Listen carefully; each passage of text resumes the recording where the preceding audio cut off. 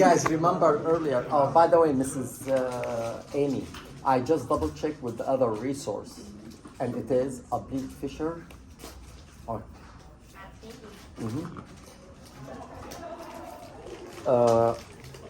you guys remember earlier when we were talking about the pleural membrane, we said the pleural membrane does only cover our lungs, and it has nothing to do with the heart, okay? So the middle part of my thoracic cavity, which is enclosed between the medial surface of the left lung and the medial surface of the right lung. This area, exactly, it is enclosed by another membrane that we refer to it by mediastinal membrane. And of course, the mediastinum, it is used when the heart is shifted. If you look in certain books, they do not refer to the heart when it's shifted towards the right or towards more the left because of any pathology by the heart. They use word what? Mediastinal shift. At any time when you read word mediastinal shifting, that means they are referring to what? To your heart has been shifted from its own original axis. So mediastinal membrane is the membrane that it is located between the medial surface of the left pleura and the medial surface of what? Of the right pleura. So the pleural membrane that covering the right and the left lung are in contact with what? With the mediastinal on each side, right and left, respectively. And there's a lot of structure that are enclosed by this mediastinum. They have divided the mediastinum into two major parts, superior and inferior one. This is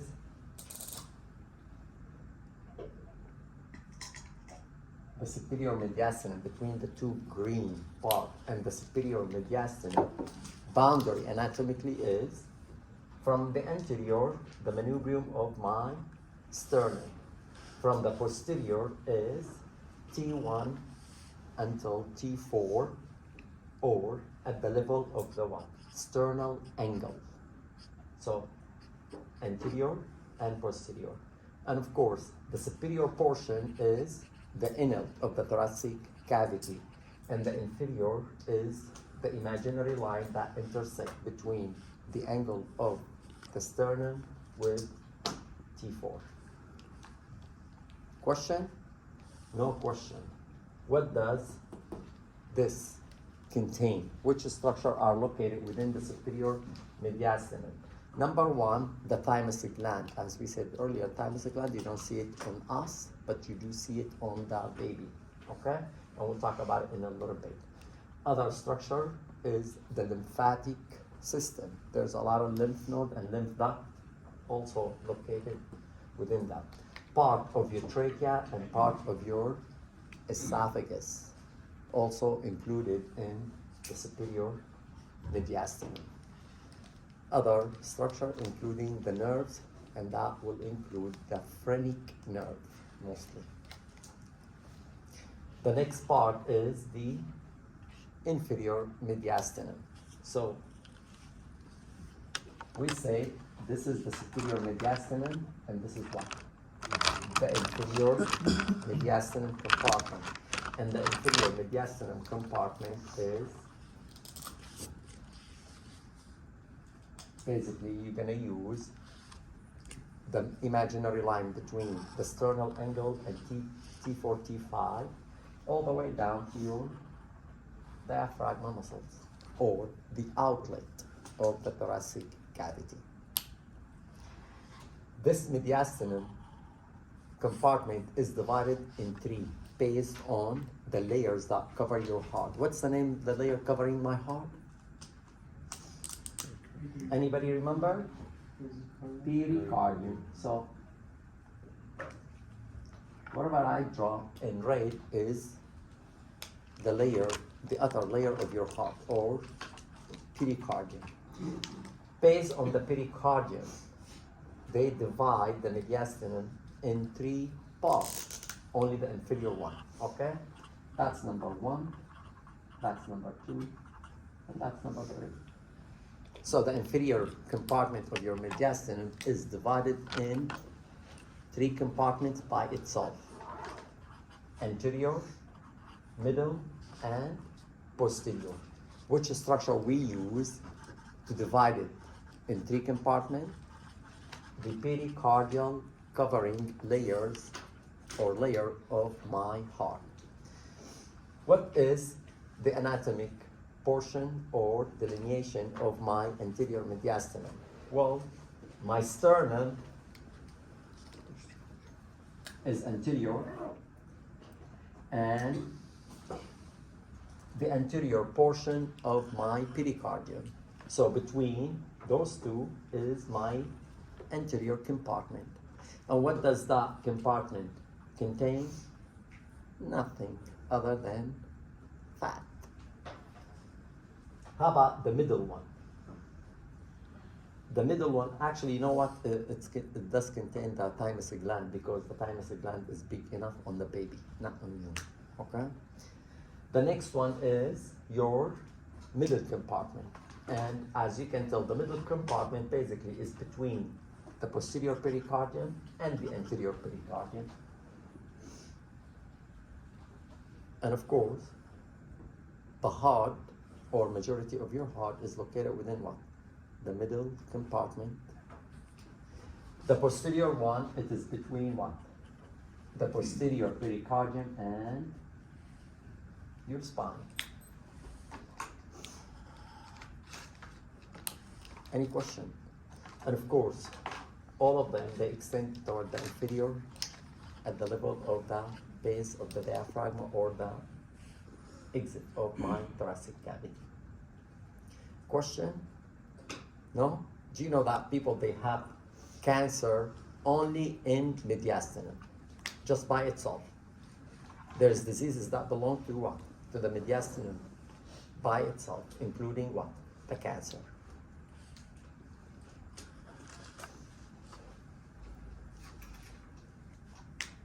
Of course, in your posterior mediastinum, you can tell that you have the aorta is a part of the structure included within the mediastinum. Esophagus, or what I did,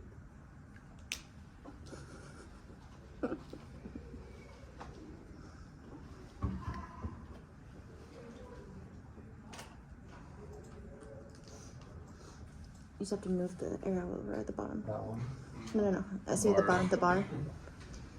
Where? The gray bar. The light gray and the dark gray this bar. one. Yeah, just move that over. No, other way. Opposite way? Yeah. I didn't see it. That's all good. Oh, okay. There you go. Next structure related to thoracic cavity is the thymus gland, and it is the lymphoid tissue located just posterior to your sternum. And as I said, it is big in the babies, newborn, and it is small in us, adults, okay? Including me, adult, all right? They secrete hormone, we call it thymosin. Which part of your body make the blood cells? Your bone marrow, correct. Now, when you're born, the lymphocytes, the one part of your immune system that made by your bone marrow, are non-functional, meaning they have nothing as a function, and we need them for what? For immunity. In order for those lymphocytes to become functional and work in your body, they have to go to where? To the thymus. So the thymus secrete thymosin hormone that what? Maturate the lymphocytes to become what? Active and functional.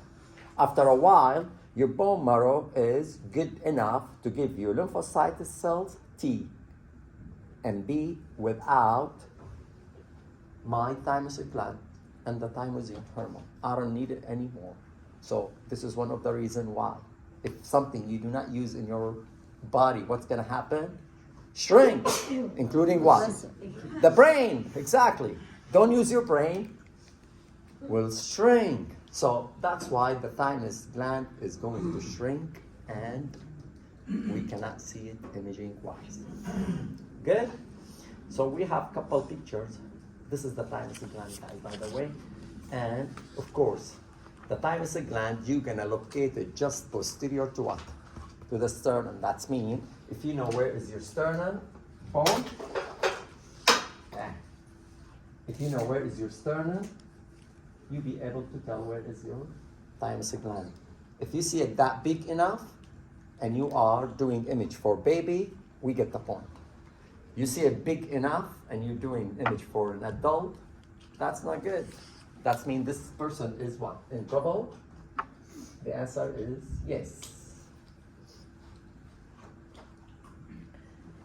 Another thymus gland, all what you need to do what? Located posterior to the sternum. And no brainer. Question? No question. Good. Next structure located within the thoracic cavity are those two structures, the one you guys learned them last week. Esophagus and trachea. We said trachea is anterior, esophagus is posterior, slightly to the left, right? The trachea, it is part of your respiratory system, and the esophagus is a part of my digestive system. Esophagus end at the level of T5, carina, and then we'll split into what? Into right and left main bronchostem or bronchus.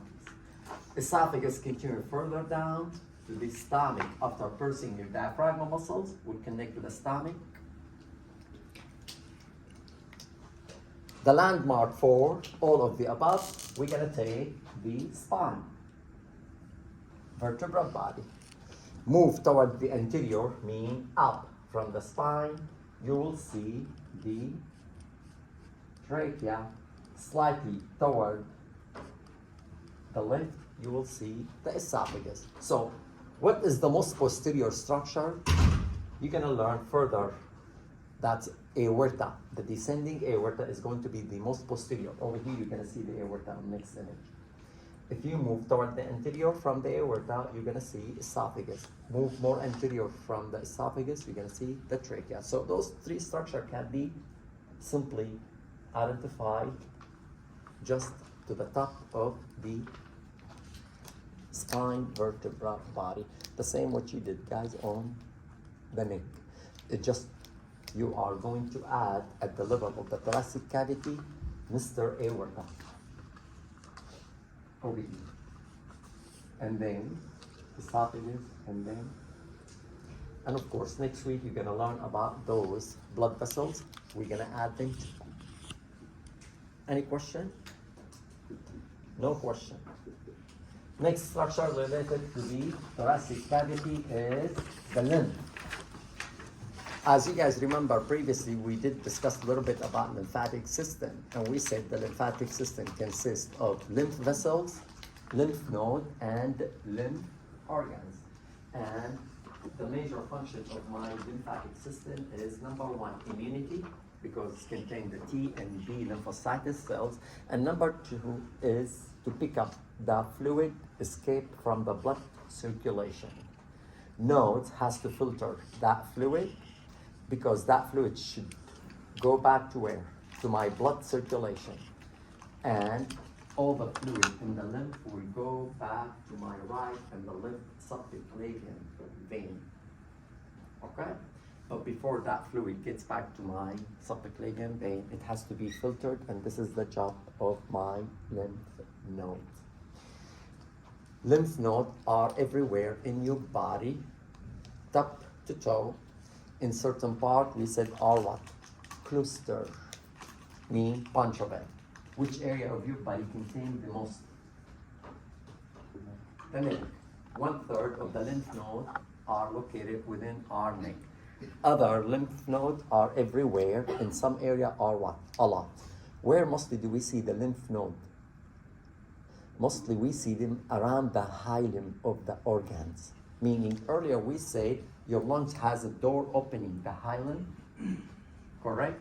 So you're gonna see a lot, bunch of lymph nodes.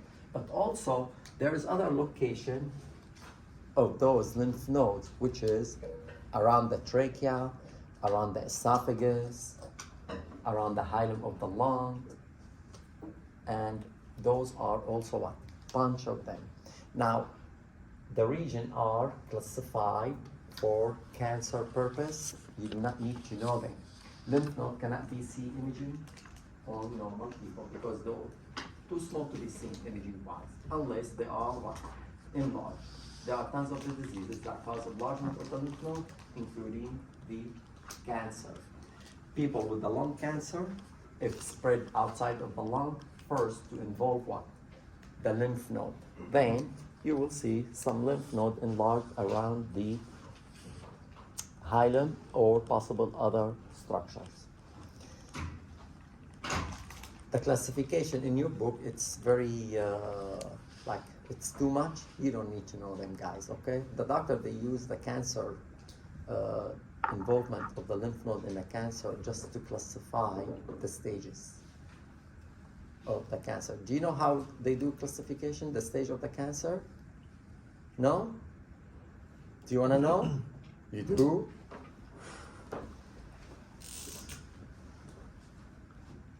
TNM. T stand for tumor. N stand for lymph node involvement. M stand for metastasis. Metastasis, that's mean the cancer spread outside to a different organ. So when we look at any person with the cancer, how many tumor mass he has? Let's pretend he has 1. So I'm gonna call it what? T1. How many lymph node involvement? 0. Okay, T1 and 0. There's a metastasis? No, then 0. That's mean, this is, we call it stage 1 cancer. Now, T1 and 2 and 0. That means this patient has 2 lymph node regions based on the region, the way how they put them in everywhere. If you guys remember, when we talk about the neck, we said submandibular, anterior angle, posterior angle of the neck, supraclavicular, around the carotid arteries, around the internal jugular vein, etc., etc. So we said those are used by the physician just to classify the stages of the cancer. So do for your thoracic cavity. Which lymph nodes are involved? Is it on one side? Is it on both sides? Is it around the hilum, around the esophagus, around? It depends on the regions they would give. If that patient has lymph node and his cancer metastasis somewhere else, then will be where? Liver. Okay. And T1, 1 mass, 2 regions, lymph node and 1 metastatic involvement, which is the liver. If the cancer spread to the liver and to the brain, would be N2. If spread more, would be N3, and so on. And this is the way the stage of the cancer will be. You do not need to know any of the above, guys. You do not need to study too much about the lymph node location specifically in your book. They have them probably classified in too much, which is, you don't need them. The other thing that you need, which is related to the thoracic cavity lymphatic system, are the 2 ducts. When I said duct, I'm talking about straw. We say the lymph tissue or the lymph system consists of lymph vessels, lymph node, and lymph organs. Does or where the lymph vessels carry the lymph fluid to? All your body has a lymph vessels, and those lymph vessels has to carry the lymph fluid to a 2 major ducts. One located on the right and the other one located where? On the left. Where is the right, where is the left? This is, they didn't put it. Oh my God, that's not a good picture. It's okay. We'll do it by ourselves.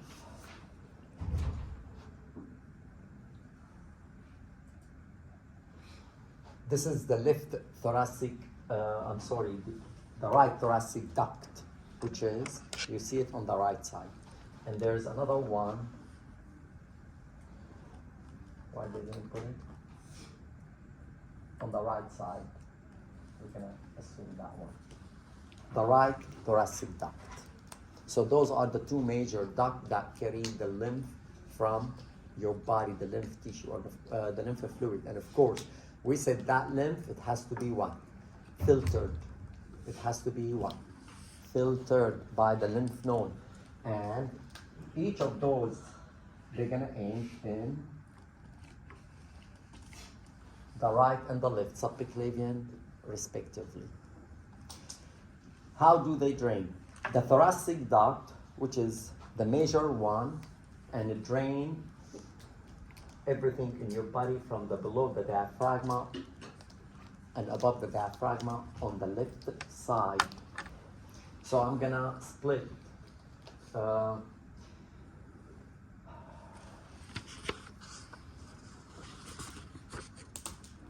let's split it. This is the diaphragma muscle.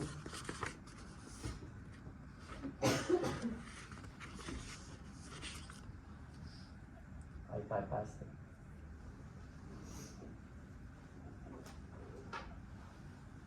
So, on the right side of the body, which is half of your face, half of your neck, half of your thoracic cavity, and your arm, all the lymph will be drained to where? To the thoracic duct. In return, on the left side is everything, meaning this half, and all the bottom part. Did you guys get it or no?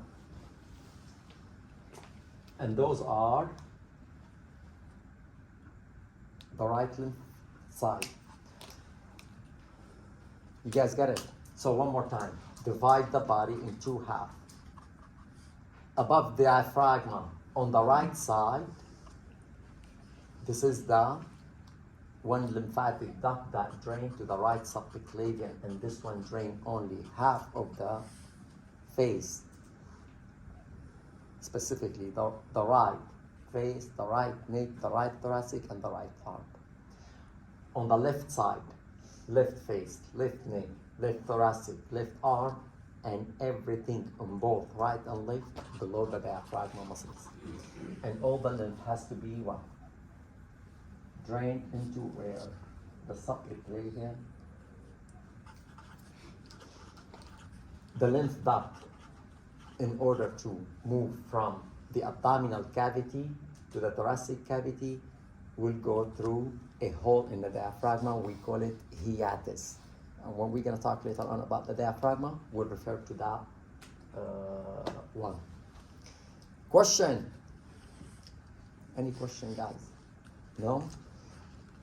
The lymph ducts are all the way in the posterior aspect of your body, meaning to point on them, you need to look for the vertebral spine.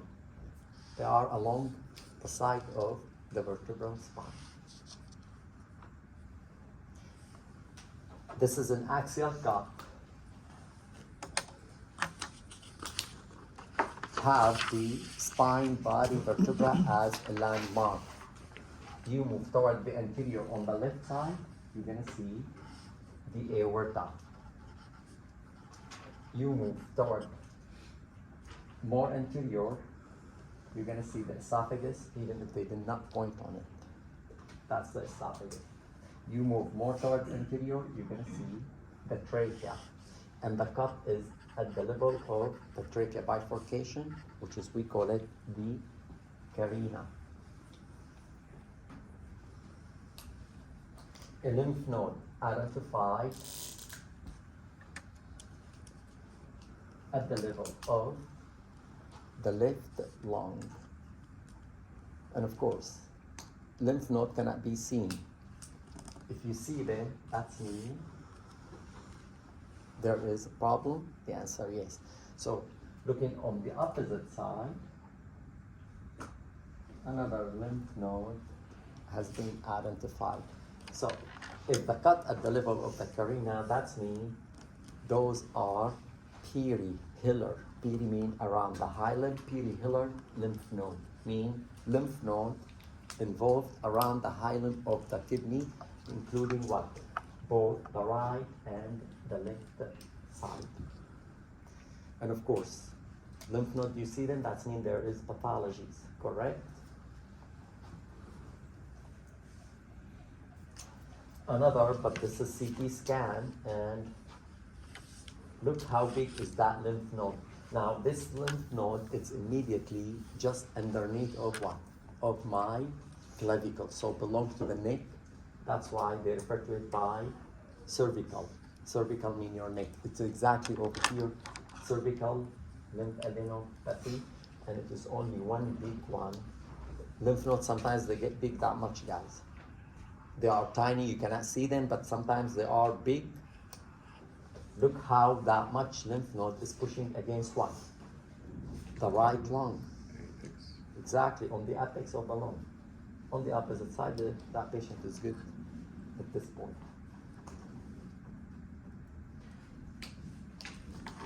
This is also a coronal cut. I'm sorry, axial cut, and the spine very vertebra towards the left is the aorta. You move more up is the esophagus. To point on the thoracic duct that carry the lymph, it is what? Just slightly to the right of the aorta. Just slightly to the right of your aorta. Of course, the cut is below the trachea. That's why you're not seeing trachea. You are seeing only what? The esophagus. So, if the cut below T5, you're not gonna see what? Trachea. If you will see only what? Esophagus, because esophagus goes all the way to the abdomen, so you're gonna see it in all cut transverse. Question? Any question?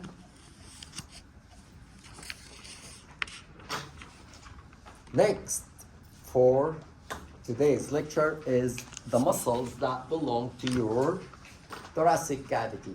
Of course, some of the muscles located in the thoracic cavity, you will be learning about them also for the upper extremity, because they start from my thoracic cavity and they do extend to what? To act on my shoulder, okay? So you're gonna learn them in two different occasions. But mainly, the muscles that related only to our thoracic cavity are those muscles, the one we use them for breathing, okay? And those muscles, as you could tell, the intercostal muscles, one of them. When we said intercostal, meaning I'm talking about the muscles that are located between the ribs. This is your intercostal space. And that space, what? Filled with muscles. There are three sets of the muscles. It depends on their location, starting from outside to the inside. External, internal, and then intermediate, meaning in between. The fibers of those muscles, those are considered skeletal muscles. And as we say, they insert in between the margins of the ribs. The fibers of those muscles are oriented different directions. You can tell, look at the external intercostal, this is the way how the fiber. Look at the middle one and the internal one. They are oriented opposites, meaning this way and that way. And of course, this is to help you in what? In more expanding of your chest cavity to allow more what? Lung volume expansion too.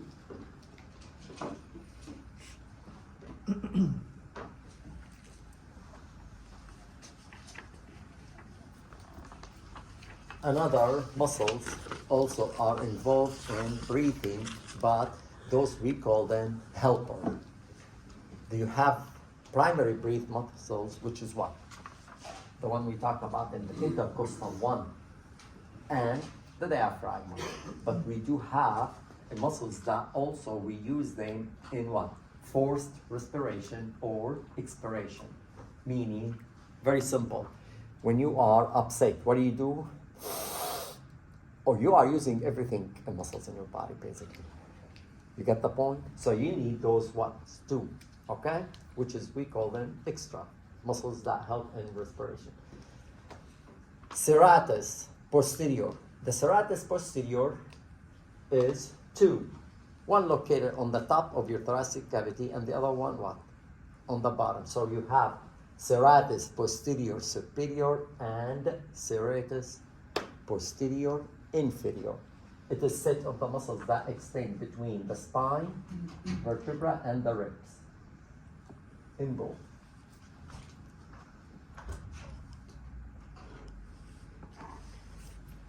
Next, muscles.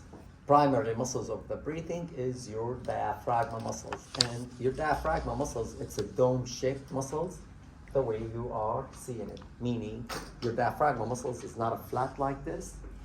No, your diaphragm muscle is what? A dome shape, like a parachute, guys. This way, and what? That way. You can tell how much is the diaphragm fold toward the posterior against the vertebra, correct? And you can tell how it's folding toward the right and folding toward the left. And this is why they call it dome muscles. The muscles dome, correct? Your diaphragm muscles, like any other muscles of your skeleton, it's classified as a skeletal muscle. And skeletal muscles basically need two bone attachment, correct? Any muscles like the brachial, one attached bone and the other one attached bone. So your diaphragm muscles also has two point of attachment. Where does attached first? This and this.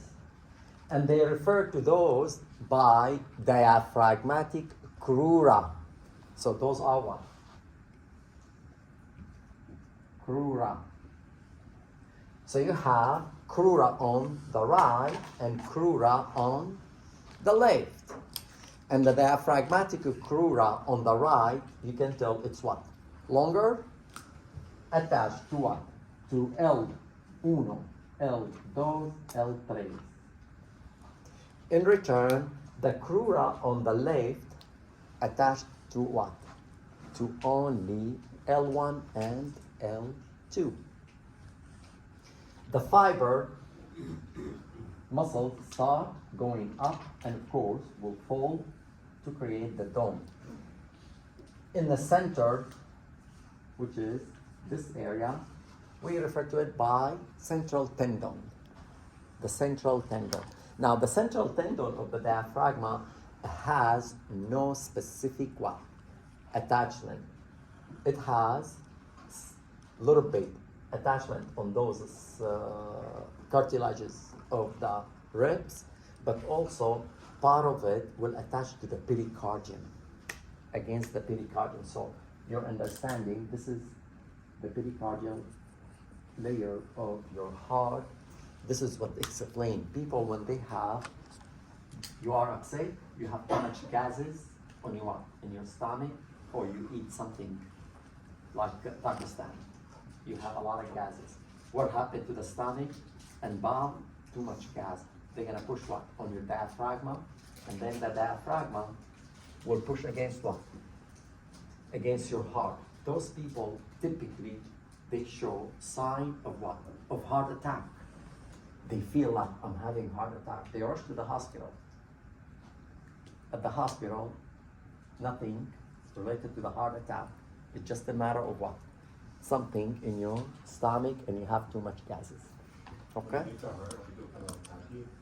Not everybody with the heart attack, the pain is perceived. Especially people are at risk for heart attack. Which people are at risk for heart attack? Which people they do have heart attack mostly? Huh? No. Diabetic people. The diabetic people are most commonly to have a stroke and what? And heart attack, other problem in their arterial system. One of the problem with the diabetic people, if you wish to remember, 3 things that you need to remember. Long-standing disease like diabetes cause, number 1, angiopathy. When I say angio, I'm talking about what? Blood vessels. And word pathy means disease. So all the arterial system in their body at the very beginning is what? Bad, diseased. Number 2, neuropathy, meaning the nerves are diseased. And number 3, what? Nephropathy means the kidney. So nerves ending receptors in diabetic people are what? Bad, not functioning anymore, meaning they do not perceive the pain. And this is why some of them, they do have heart attack with no pain. So this is why the other things that people that they need to be aware in an event of heart attack, not only the pain, the difficulty breathing. So if you have the pain associated with the difficulty breathing, or patient, they explain it like someone is pushing on my chest. I feel like pressure, something pushing. This is what happened with the gas tube, like somebody pushing against your chest. So they can have it. But this is why that part of the diaphragm muscles comes in contact with your heart. And this is one of the reasons too much gas will cause the heart to feel like it's an attack when it is not attack. Question? So one more time, your diaphragm muscle is classified as what? Primary respiratory muscles, and a part of your skeletal muscles has 2 attachments at the vertebra, lumbar bone, and the central tendon just below the pericardium of your heart. The attachment at the level of the lumbar vertebra, it is 2, one on the right, one on the left, and we call them crura. The right crura, it is extending between L1, 2, and 3. It is longer. In return, the left one, it's extending between L1 and L2. If I flip the diaphragm muscles of my body like this, when you look, what you're gonna see? Holes. Those are the holes of the diaphragm muscles. And of course, we call those holes by hiatuses. A lot of structure that are coming from my thoracic cavity, they have to reach the abdominal and vice versa. They are going to use those holes for what? Moving in and out between the 2 cavities. Caval hiatus. And of course, this is used for inferior vena cava. Esophageal hiatus. That will be used by your esophagus, coming from the thoracic cavity to connect with the stomach in the abdominal cavity.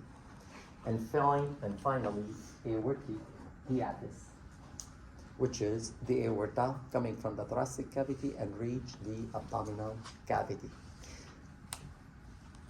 Other structures that use the same hiatuses to reach the abdominal cavity or vice versa are also included. For example, your vagus nerve, which is, we say, the only cranial nerve that extends beyond your neck to the thoracic cavity and even is going to reach to your abdominal cavity. And the vagus nerve, both right and left, will be where? Like this. This is esophagus. Right and left will be anterior and posterior to the esophagus. So we'll pass from thoracic cavity to the abdominal cavity through the hiatus aortic. Esophageal. For the aortic hiatus, you are going to have azygous vein system, and we'll talk about the azygous venous system next week. In return for that cava hiatus, we're gonna have the phrenic nerve pass through. Question? No? This is a drawing image for axial half cut at the level of the thoracic cavity. Pointing on the ribs, you'll be able to, okay, in between the ribs is what? The 3 respiratory muscles, which is, we classify them as external, intermediate or middle, and the internal. Going toward the posterior, if the cut at the level of the serratus superior, you will see it. If the cut at the level of the serratus posterior inferior, then you could see it also on the bottom.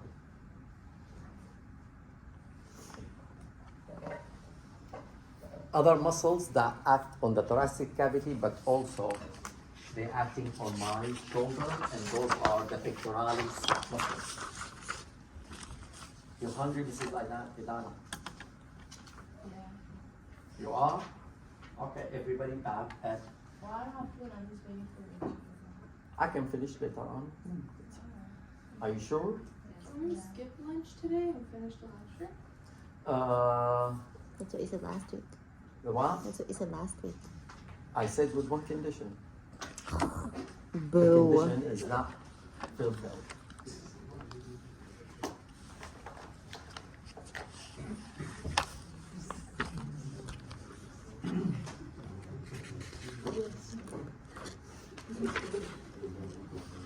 Okay, do you want to guys take a short lunch? 30 minutes? Huh? You want 1 hour? You don't want lunch at all? I'm hungry. She's starving. I can see that in her face. Aren't you?